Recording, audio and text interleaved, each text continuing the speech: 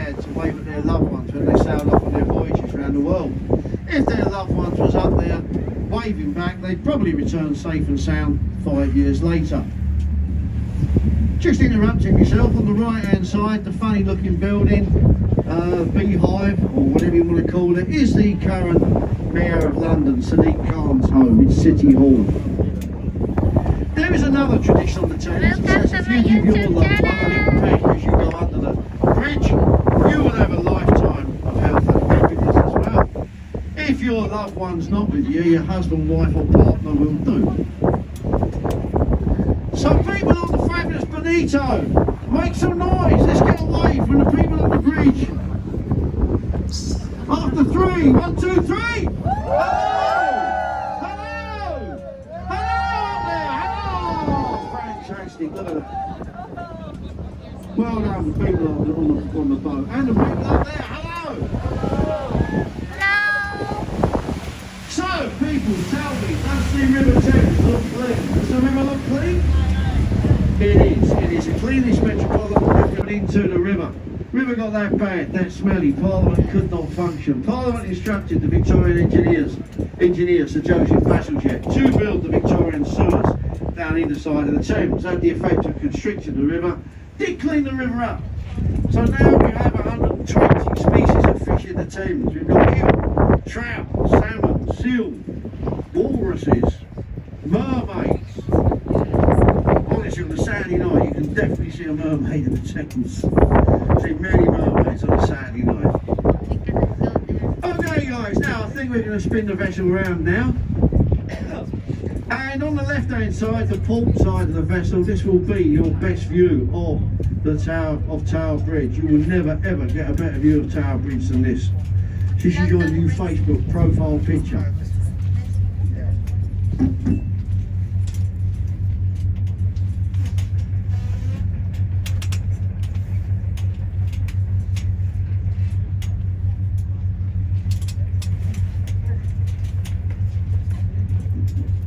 Tower Bridge was not as old as it seems. It was opened in 1894, designed by Horace Jones. And at one time it was painted brown because Queen Victoria, who was on the throne at the time, had a big thing for chocolate. Her favourite colour was brown. So they painted the bridge brown in honour of Queen Victoria.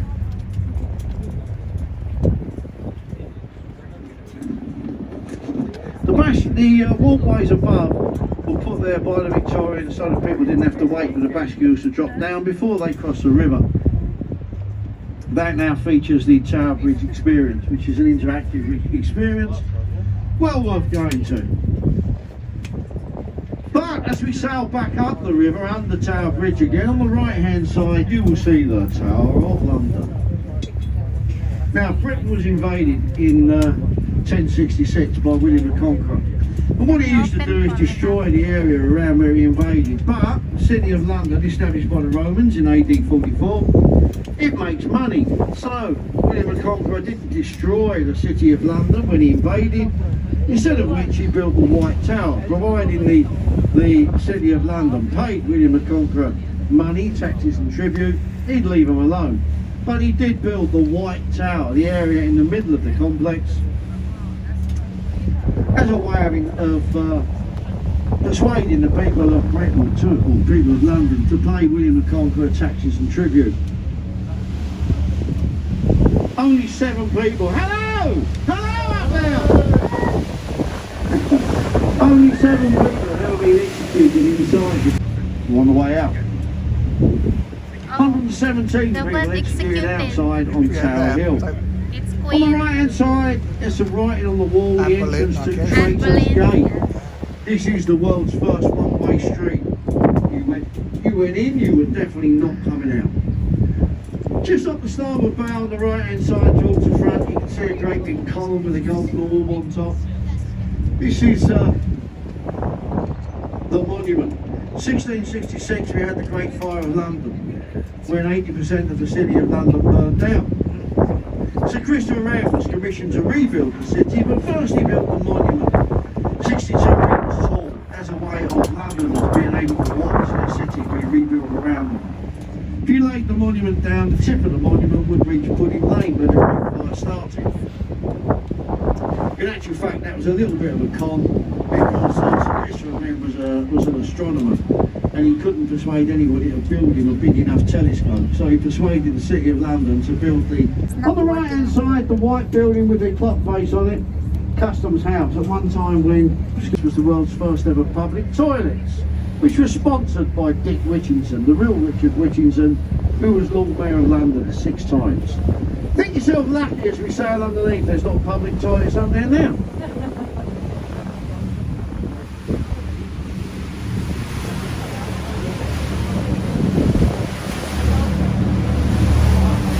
Okay guys, now we are coming down to Cannon Street Railway Bridge. Nothing to say about it, it's boring, it's ugly. But as we go under the bridge, do not look on the right hand side. For your own benefit, do not look on the right hand side.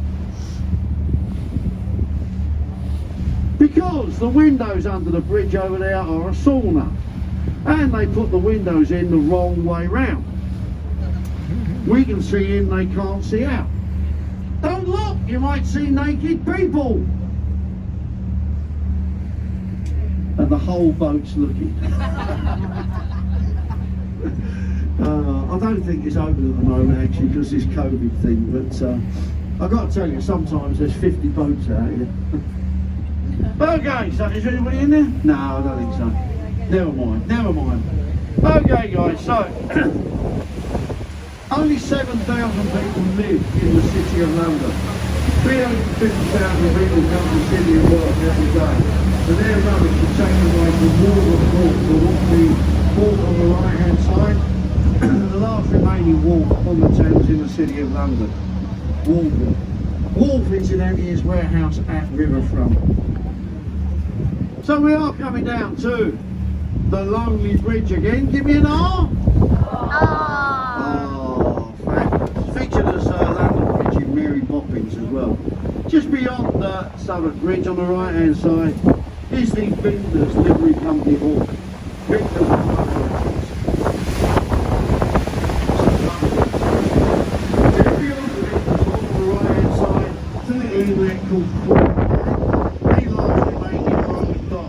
In the City of London. Lots of people left from there to escape the Great Fire of London.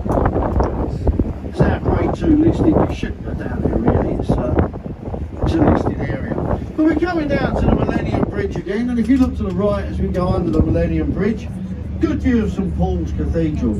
We've had 5 St Paul's Cathedrals. Fulham was the tallest building in the world at one time. That burnt down in the Great Fire of London.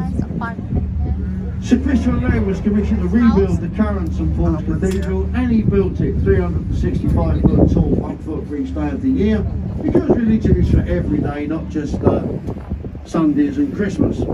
Admiral Lord Nelson, Duke of Wellington, Sir Christopher Wren are all buried. Charles married Diana, Lady Thatcher had her funeral, Winston Churchill had their funeral, and the celebration of the 75th Jubilee celebrations in there next year. Very, very important buildings for London. But have we got any Harry Potter fans on the boat? Yeah, because on the right hand side you can see Hogwarts. Okay, I lied. It's the City of London School for Boys. But it is where Daniel Radcliffe, the chap who plays Harry Potter, went to school. So in a way, it is Hogwarts. So we're going down to Blackfriars Railway Station, the only station in the world that spans both sides of a river. And the roof of the station features solar panels which provide 80% of the power to the station. So it is in fact the cleanest railway station in the world. But if you look to the left hand side, there's a very tall building with a bump on the side. This is one of London's newest buildings. The actual address is number 1 Blackfriars. But in London we nickname all of our buildings, and Londoners have decided to call that building the Kim Kardashian. Either you see it or you don't. Okay guys, now these mysterious bridges, stanchions between the 2 bridges, what are they? Are they the River Stonehenge? No, they are the stanchions for the Chatwin Over and London Railway, which is the centre here. And they're so well embedded in the feather that you can't get them out. we just scraped two next to them, painted them red, hope nobody would notice. Now I told you previously about the Victorian sewers down inside the fence. They now come to the end of their useful life, therefore not sewing. So we are now building a super sewer 30 metres below the bed of the river. That's what the construction work is on the right hand side. We're building a super sewer to take away our super sewage.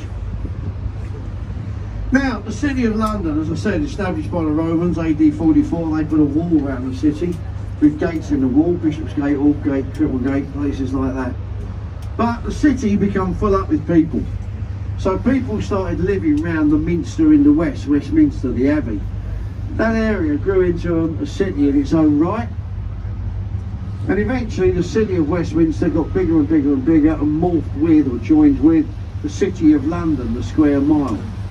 And that happens just down here to the rear of HMS Wellington, the white vessel that's on the right hand side. That's the exact spot where the City of London morphs with the City of Westminster. Then we also have the metropolitan area of London, of course. The area beyond the trees is Temple. At one time the encampment for the Knights Templars. They were banned in 1312. The area was then given to the lawyers as the lawyers' schools in London. So over there you've got Middle Temple, Upper Temple, Lower Temple. You can visit Middle Temple Hall over there. It's a original 1100s building. Fabulous place to visit. You can have lunch in Middle Temple Hall actually. And you can also visit Temple Church over there, featured in the Da Vinci Code. So the white vessel we're coming down to, HMS Wellington, had a stellar career in the Royal Navy. During the Second World War it would go out looking like an unarmed merchant vessel. German submarines would spot it, see it's unarmed,